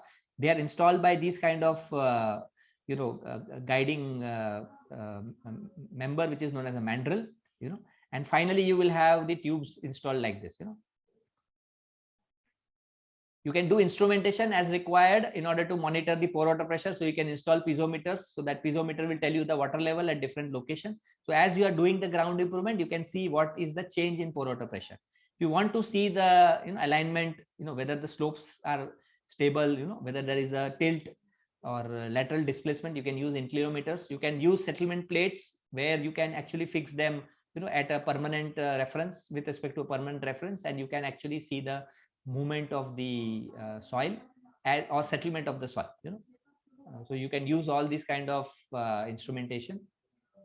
This is a typical prefabricated drain where you have these vertical channels which acts as a pathways for the water to flow. When we are designing these PVDs, actually we try to convert it to an equivalent circle, and we will find out the equivalent cross section in order to do the calculations. Fine. So this is a typical zone of influence of the vertical drains, which can be calculated. So based on this, the spacing of the drains have to be decided. So I'm not going into details of this at this stage. Okay, now what happens is, in marine soils or soft soils in marine environment, there is a presence of salts, and these salts actually give osmotic suction. That is, salts have affinity to hold the soil particles, water molecules, and if you want to remove this water, you have to apply more energy. So in addition to what you are doing in a conventional system, that is preloading and PVDs, prefabricated vertical drains, you will have to give additional energy. So that can be done by vacuum, application of vacuum, where you install vacuum pumps and you are trying to pull water. So you can connect this in an array in a sand blanket at the top. You can have an array of pipes, and these pipes can be connected with the PVD tubes or the drain channels. This is a typical arrangement of the PVDs with vacuum. So what happens is that as soon as you apply vacuum, the pore water pressure becomes negative. So pore water pressure becomes negative means your pore water pressure is reduced towards the vacuum. So this reduces the pore water pressure in the soil, and it induces or increases the effective stress. So this is the typical photograph which shows you the installation of PVDs, and followed by the installation of the vacuum system and the drainage layer or the sand blanket, and then you can connect it to a pump. Electroosmosis is, I would say, still in advanced stage of research, and they have been tried in some few case studies where basically you are using cathode and anode. You are actually inducing an electric flow, and you are trying to induce the migration of ions, and the flow of water is collected in the cathode. So you are using the electrical potential instead of vacuum to accelerate the but electroosmotic accelerate the consolidation process. But the electroosmosis cannot be used alone, so you will have to use it in conjunction with preloading and other methods. Fine. There is one more technique which is nowadays very popular, which is jet grouting, which can work on a wide range of soils. So basically the process of jet grouting is, you actually are pressurizing the grout, and you are trying to form columns, and you can actually define the spacing of the column formation, and you can actually form kind of wall also.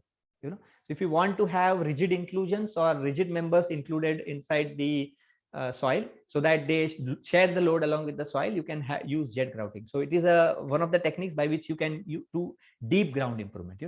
There is another technique called deep soil mixing also, but deep jet grouting is very popular in Japan, and especially when you want to treat the soil susceptible to earthquake loading or dynamic loading, it is considered to be very popular technique.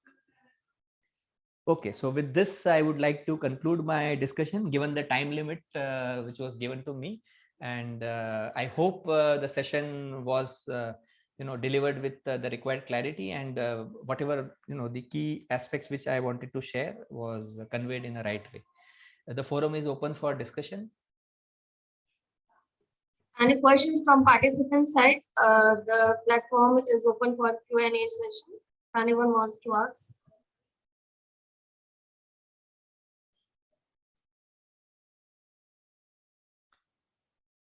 One question is there in the chat box. Okay. What stabilization technique can be used if we have a layered mass where normal consolidated clay are sandwiched between the hard rocks?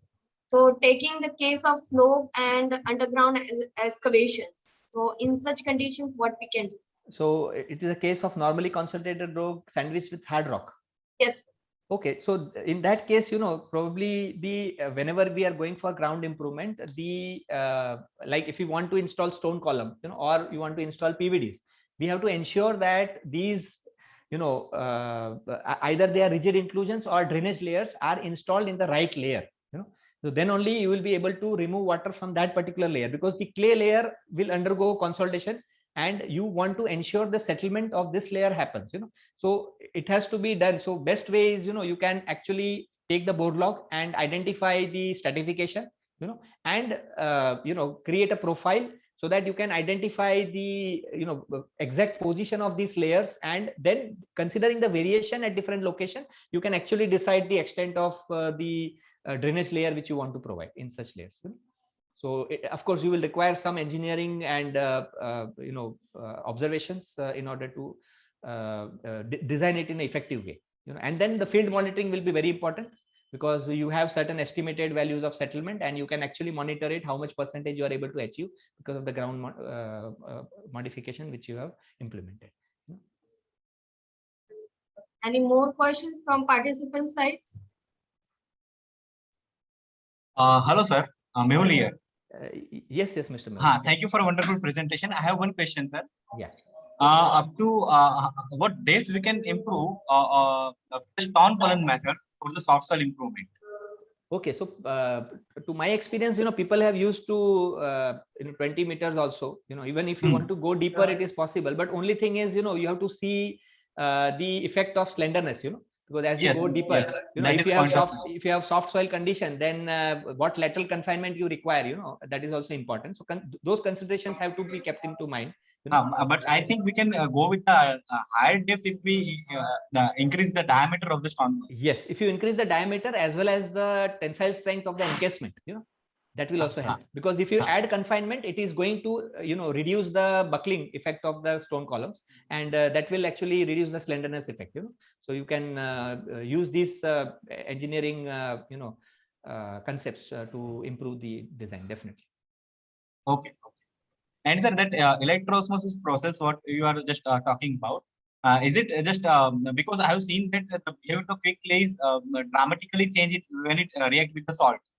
Right. So is it about reaction with the salt or other thing? No, so generally, you can have electroosmotic process by installing an array of cathode and anodes, and you are actually passing electric potential, and you are inducing the flow of water basically. Yes. So only problem with this method is that sometimes the soil can crack because of this. So that is a problem which you have to address after the process is completed. So that is one possibility, because when you are giving a certain energy in certain zones, so it is going to induce a differential settlement, so differential shrinkage in certain zones, and there is going to be tensile stress development, and as soon as it exceeds the tensile strength, it will crack. So this is one issue which people have faced and reported with respect to electroosmotic process. But if you control the voltage and the electric flow, and if you combine it with other methods, then probably it can help you to accelerate the process rather than using it as a primary medium to drain out the water. Okay. And sir, one last question: is there any region in the Gujarat where the quick clay is there? if you go to soft clay or soft clay. then. definitely. If you go to coastal areas, you will find this soil. I have seen cases in Bombay where the port development, road projects were there. So I visited few sites. If you go to Bhavnagar or if you go to Surat, these areas, if you go to the coastal regions, you will find this kind of place. Okay. Thank you. Fine. One question I just wanted to ask. You have shown that pinhole test. Yeah. Sir, in case of this pinhole test, so we have to measure the diameter at the outer side only, or we have to consider the average, that is the overall, what we can say, the degradation of this all the soil particles across the whole path. We Correct, have correct. to consider. So how So- we can take up those readings at the center or the across Right, each right, and right. every section in that? So if you want to find out how much amount of volume of soil has got eroded, so then the best way would be you try to dissect this specimen into two parts, and then you can measure the diameter at different heights and take the average diameter. That would be better. But if you want to understand the at the location where the erosion has initiated, so that is the downstream end or the upstream end, then you can use the diameter which you observed on the face of the soil specimen. But if you want to understand how much soil particles has migrated, so this you can also do from the collected water, as well as you can take the measurements along the length. Yes, so from the total soil mass, we can just deduct out whatever we have collected So after you can getting eroded. you can actually calculate what is this diameter of the pipe which has got formed. So with respect to the diameter of specimen. So that way we can correlate. Suppose I have a 2 meter or 3 meter embankment, then what can be the piping action expected, or you can do that extrapolation, by good engineering judgment. Any more questions from participant side?